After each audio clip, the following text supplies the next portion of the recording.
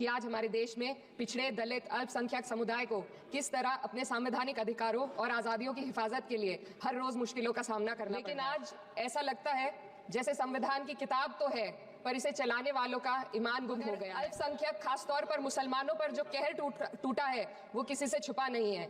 ये लोग सिर्फ अपने मजहबी पहचान की वजह से निशाने पर, हकीकत इसके उलट है। हालात इस कदर बिगड़ चुके हैं कि hate speech, mob lynching, bulldozer द्वारा घरों को गिराने की घटनाएं आम हो गई हैं, खासतौर पर उत्तर प्रदेश में, जहां ऐसा लगता है जैसे कानून के नाम पर जंगल राज चल रहा हो। संभल में जो हुआ वो सबके सामने है। पुलिस के संरक्षण में निर्दोष लोगों की हत्या की है कि मॉब लिंचिंग को रोकने की बजाय सत्ता में बैठे लोग आग में घी डालने का काम कर रहे हैं। उनकी जुबान से ऐसी बातें निकलती हैं जो नफरत को और बढ़ावा देती है। Swami Vivekanand Subharti University, one of the leading universities of North India.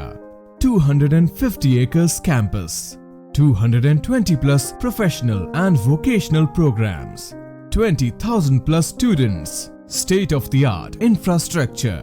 Come and give wings to your career with Swami Vivekanand Subharti University, where education is a passion. NH58, Meerut, Delhi, NCR. अच्छा हिंदुस्तान हमारा। जय Hind sir. Thank you ma'am. माननीय श्री इकरा चौधरी जी। धन्यवाद सभापति महोदय, आपने मुझे इस विशेष चर्चा पर बोलने का मौका दिया। भारत के संविधान के 75वें वर्ष की चर्चा के मौके पर मैं सबसे पहले संविधान बनाने वालों की दूरदृष्टि को सलाम करती हूँ। एक युवा सांसद के तौर पर मैं अपनी उम्मीदों को संविधान के साथ जोड़कर खास तौर पर ये बताना चाहती हूँ कि आज हमारे देश में पिछड़े, दलित, अल्पसंख्यक समुदाय को किस तरह अपने संवैधानिक अधिकारों और आज़ादियों की हिफाजत के लिए हर रोज मुश्किलों का सामना करना पड़ रहा है। Doctor B.R. अम्बेडकर के कथन से अपनी बात रखना चाहती हूँ। उन्होंने कहा था, मुझे अपने भारतवर्ष पर फक्र है कि जिसके पास ऐसा संविधान है जो लोकतंत्र, समाजवाद और सेक्युलरिज्म को संजोता है। लेकिन आज ऐसा लगता है जैसे संविधान की किताब तो है पर इसे चलाने वालों का ईमान गुम हो गया है। आज हिंदुस्तान में हर वर्ग को किसी न किसी चुनौती का सामना करना पड़ रहा है, मगर अल्पसंख्यक खासतौर पर मुसलमानों पर जो कहर टूटा है वो किसी से छुपा नहीं है। ये लोग सिर्फ अपने मजहबी पहचान की वजह से निशाने पर हैं। संविधान का अनुच्छेद 15 कहता है कि किसी भी नागरिक के साथ धर्म, जाति या किसी और वजह से भेदभाव नहीं होना चाहिए, लेकिन हकीकत इसके उलट है। हालात इस कदर बिगड़ चुके हैं कि hate speech, mob lynching, bulldozer द्वारा घरों को गिराने की घटनाएं आम हो गई हैं, खास तौर पर उत्तर प्रदेश में, जहां ऐसा लगता है जैसे कानून के नाम पर जंगल राज चल रहा हो। संभल में जो हुआ वो सबके सामने है। पुलिस के संरक्षण में निर्दोष लोगों की हत्या की गई और सरकार ने चुप्पी साध ली। अल्पसंख्यकों पर हिंसा बढ़ती जा रही है, मगर सत्ता में बैठे लोग या तो आंखें मूंदे हुए हैं या फिर इन घटनाओं को बढ़ावा दे रहे हैं।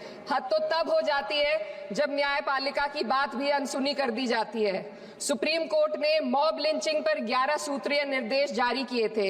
इसमें साफ कहा गया था कि राज्य सरकारें और पुलिस इस तरह की घटनाओं को रोकने और दोषियों पर सख्त कार्रवाई करने के लिए जिम्मेदार हैं, लेकिन आज भी इन निर्देशों पर अमल नहीं हो रहा है।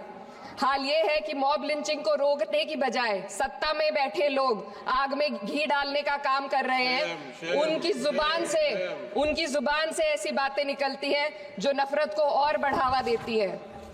ये अशांति अब इतनी गहराई तक फैल चुकी है कि हमारे समाज के धर्मनिरपेक्ष चरित्र पर गंभीर सवाल उठ रहे हैं। साल की शुरुआत में ही कई राज्यों में दुकानदारों को अपने नाम बोर्ड पर लगाने के लिए मजबूर किया गया। इसे सेहत और सुरक्षा के कानूनों का हिस्सा बताया गया, मगर असल मंशा कुछ और थी। ये कदम खास तौर पर मुसलमान दुकानदारों को निशाना बनाकर उठाया गया ताकि उनकी रोजी रोटी पर चोट की जाए। पिछले हफ्ते मुरादाबाद में एक मुस्लिम डॉक्टर को हिंदू बहुल्य मोहल्ले में घर खरीदने पर विरोध झेलना पड़ा। वजह बताई गई कि इससे मोहल्ले की सामाजिक शांति बिगड़ जाएगी। अब आप ही बताइए, क्या ये वजह सही है, जायज है? असल में ये छोटी बड़ी घटना इस बात का सबूत है कि सांप्रदायिकता को बढ़ावा देने वाले बयान और नीतियां हमारे समाज को अंदर से खोखला कर रही है। उत्तर प्रदेश में यति नरसिंहन ने बेहद घटिया बयान दिया, लेकिन सरकार इन बयानों पर कोई कार्रवाई नहीं कर रही। हेट स्पीच न केवल जनमानस के विचारों को प्रदूषित करती है, बल्कि इससे अब संवैधानिक पदों पर बैठे लोगों को भी प्रभावित कर दिया है। अभी हाल ही में माननीय उच्च न्यायालय इलाहाबाद के माननीय न्यायाधीश ने ऐसे बयान दिए जिसका संज्ञान खुद सुप्रीम कोर्ट को लेना पड़ा। संविधान के अनुच्छेद 29 और 30 ने अल्पसंख्यकों को उनके मजहबी और सांस्कृतिक हक दिए हैं ताकि वो अपनी पहचान को बचा सके और अपने संस्थान चला सके, लेकिन आज उन्हीं हकों पर हर तरफ से चोट की जा रही है। वक्फ जैसे बिल लाकर उनके धार्मिक अधिकारों को छीनने की कोशिश की जा रही है। आज अल्पसंख्यक समुदाय को संविधान द्वारा दिए गए अपने बुनियादी अधिकार पाने के लिए लंबी लड़ाई लड़नी पड़ रही है। ऐसे कई मामले अदालत ने न्याय देकर संविधान की रक्षा की है, लेकिन अदालती प्रक्रिया में जो समय लगता है उसकी वजह से देश के सामाजिक ताने बाने को भारी नुकसान उठाना पड़ता है। मिसाल के तौर पर इलाहाबाद हाई कोर्ट ने 2004 के मदरसा एक्ट को रद्द कर दिया था, जिससे मदरसों के संचालन पर सवाल उठे। हालांकि सुप्रीम कोर्ट ने बाद में इस फैसले को पलट दिया और एक्ट को वैध करार दिया, लेकिन इस प्रक्रिया में जो समय लगा उसने अल्पसंख्यकों को बेचैनी और संघर्ष के दौर में डाला है। इसी कड़ी में प्लेसेस ऑफ वर्शिप एक्ट 91 भी आता है और कई अन्य अधिकार, उन्हें भी इसी तरह अदालती लड़ाइयों में उलझाया जा रहा है।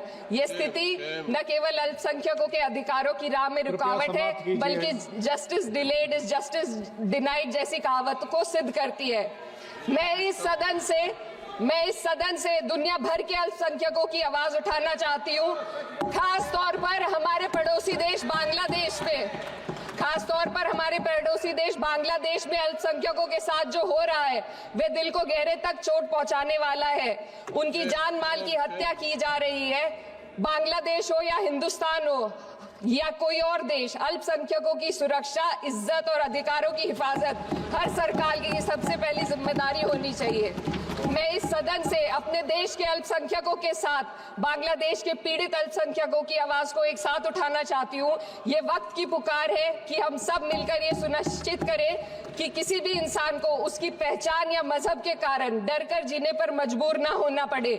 जहाँ हक छीने जाते हैं वहाँ अमन खो जाता है। ये बात हर सरकार को समझनी चाहिए। अगर हम सच में अपने संविधान का सम्मान करना चाहते हैं तो हमें नफरत और भेदभाव को खत्म करना होगा। हमें ये दिखाना होगा कि ये मुल्क हर वर्ग, हर जाति, हर धर्म और हर समुदाय का है, और जब तक ऐसा नहीं होगा तब तक संविधान की आत्मा सिसकती रहेगी। सर, अपनी बात को खत्म करते हुए मैं एक शेर अर्ज करना चाहती हूँ। ये दाग दाग उजाला, ये शब गजीदा शहर, वो इंतजार था जिसका ये वो शहर तो नहीं। लेकिन अगर इस सदन में बैठे हम सभी सदस्य ये ठान ले कि हमें संविधान के मूल्यों को लागू करना है और उसे लागू करने का प्रयास करें, तो वे सुबह जरूर आएगी जिसके लिए लाखों भारतवासियों ने अपने जानों की कुर्बानी दी। श्री हनुमान बेनीवाल जी। धन्यवाद सभापति जी।